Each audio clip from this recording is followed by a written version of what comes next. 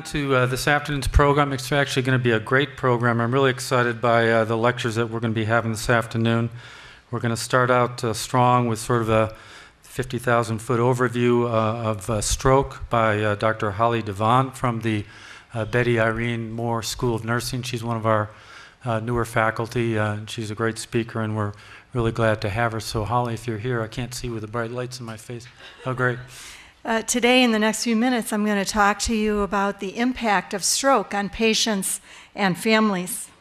So just a little bit about the prevalence and incidence of stroke. These data will be familiar to a lot of you, but it's probably good since I saw I was the first person speaking, I could do a little review. So each year, almost 800,000 people experience a new or recurrent stroke. About 610,000 of these are first attacks, and 185,000 are recurrent attacks.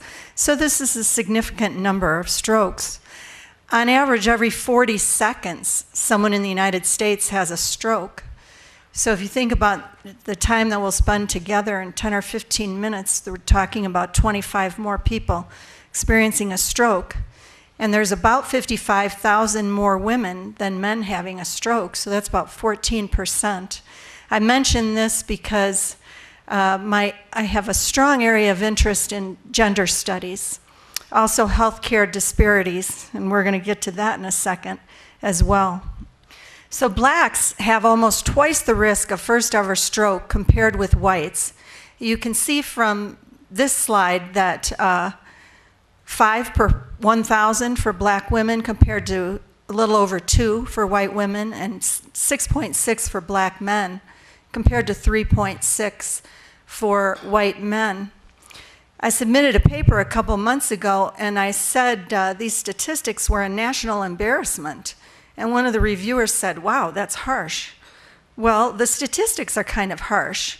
So I think it's a good idea if we actually talk about the realities.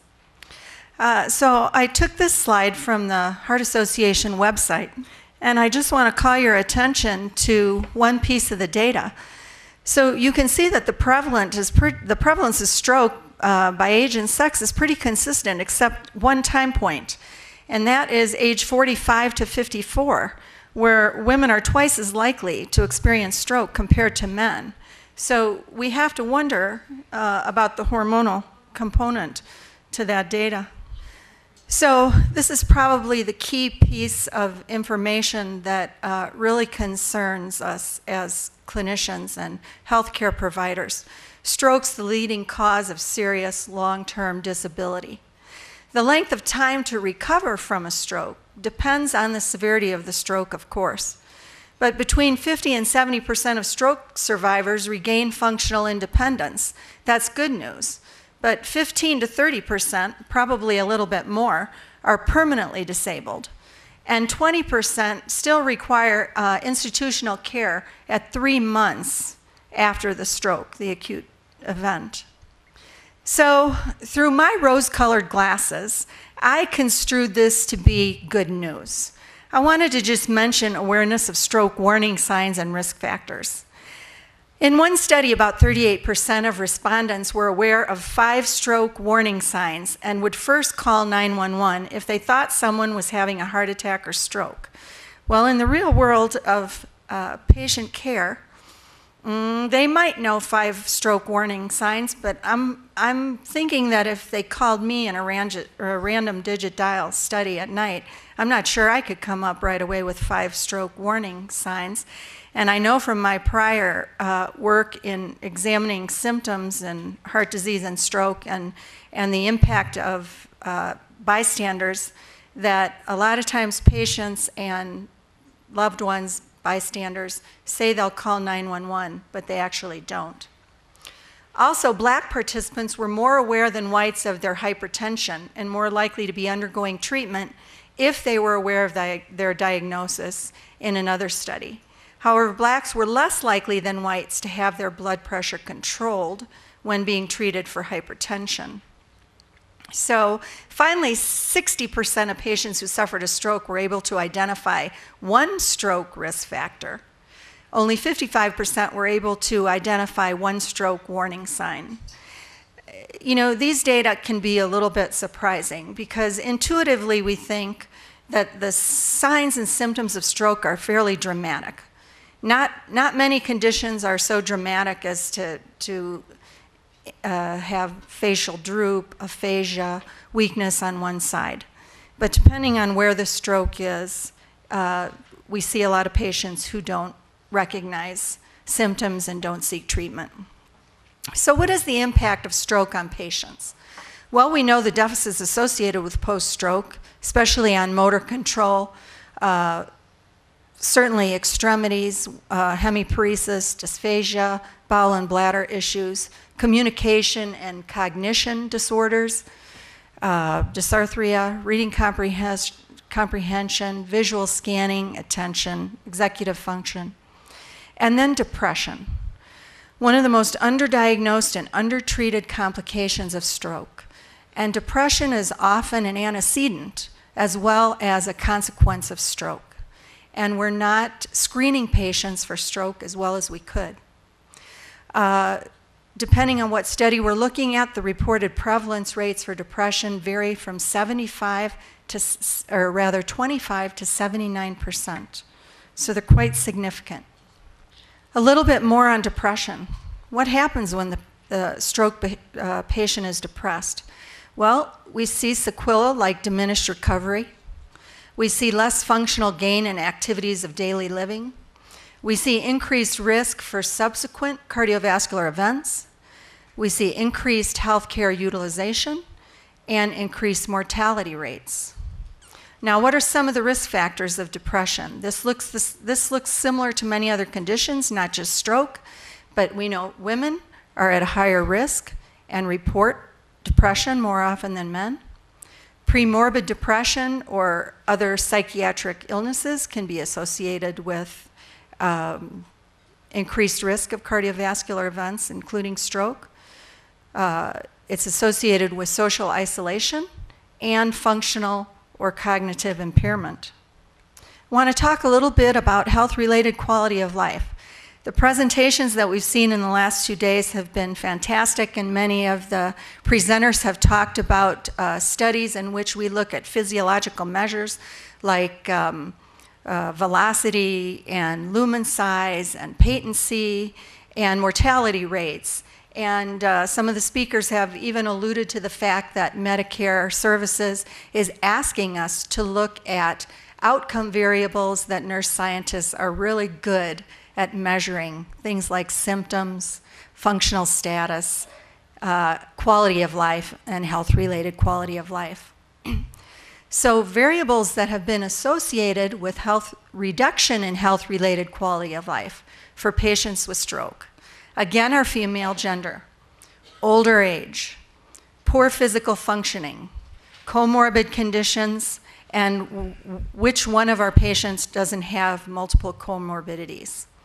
A history of depression prior to stroke and after, paresis of the dominant arm, institutionalization of the stroke survivor, poor family functioning, lack of social support, and initial perception of poor quality of life prior to the acute stroke. Then I also want to shift over to caregivers. Of all the environmental factors listed in the International Classification of Functioning Core Sets for stroke, this is a publication from the World Health Organization. Experts judged family support as the most important. This is probably not a surprise to anybody in the room, how important families are in recovery of stroke survivors. Families care for approximately 74% of stroke survivors after discharge to the home setting. And evidence is emerging about the vital role of family during the recovery trajectory. Now, it's not that we didn't already know how important the family is in recovery. It's that we're now collecting data to support the importance of family, including the association of family support with improvements in stroke survivors' physical and overall functional status and psychosocial outcomes. So we're talking about both physical, mental, emotional, psychological outcomes. Now, not surprisingly, family caregivers are also at risk for depression, social isolation, declining health, and mortality. Depression prevalence in stroke caregivers has been estimated to range from 30 to 52%, and higher depression rates in caregivers than in the stroke survivors themselves have been reported. So what are some of the things that caregivers of stroke survivors experience? Not surprisingly, less time for family and social activities, poor relationships with friends. You can't be a very good friend when you don't have time to invest in the relationship. Worse financial and emotional well-being, lower energy levels, poor physical health, higher mortality rates when experiencing strain. So I think the take-home message is it's imperative to support family caregivers. We sure don't have very much time to spend with the patients. So we have even less time to spend with the caregivers. But it's very important and has direct benefit to our patients. So a couple recommendations for patients. Not surprisingly, there's guidelines-based care for acute and chronic phases of rehabilitation. I recommend those of you who are interested in this look at this article. These are the guidelines that were written by the Comprehensive Overview of Nursing and Interdisciplinary Rehab Care by the American Stroke Association and Heart Association. It's a very good article.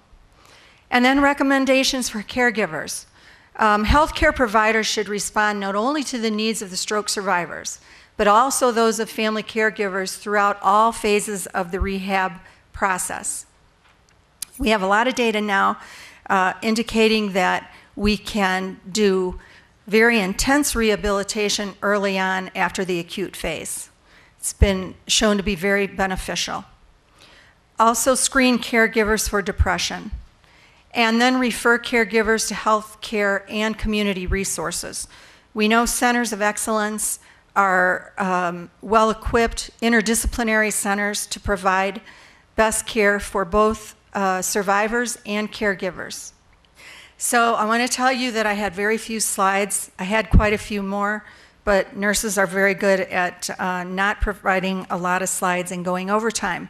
So I'm going to take this opportunity in the few remaining minutes to do something I've never done as a professional before, and that is to talk about my experience as a caregiver. So this is a photograph of my family. And my mother, I would say, was one of the greatest stroke survivors of all time. I was an ICU nurse, and she was 46 years and 6 days old when she had a massive hemorrhagic stroke. I had been a nurse for 15 months. I had virtually no knowledge whatsoever, and it didn't really matter because at that time I was a daughter, wasn't a professional nurse. But if you think back to the slide that I showed you about risk factors, just to remind you the variables that are associated with reduced health-related quality of life, older age, female gender, poor physical functioning, comorbid conditions, this long list did not apply to my mother. At 46 years of age, she was a very vibrant young woman. She had undiagnosed hypertension, not surprisingly. So what I wanted to say was my sisters and brother and I, it turned out we became pretty darn good caregivers. We didn't have a how-to manual, but we put our best foot forwards. And one thing that I would recommend as a caregiver is that we all stepped up and we did what we were really good at.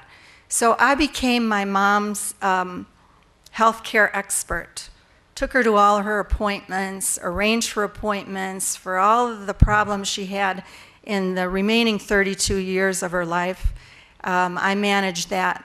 My brother managed all kinds of repairs and things around the house, and my sisters did shopping and things like that. So I really just want to say it's quite possible to have very good outcomes despite significant disabilities. And her main disability was hemiparesis on one side. But she taught me a lot that I I took to my patients and students over the years. She taught herself to do things that to this day I can't believe that she was able to do. So thanks again for giving me the opportunity to talk.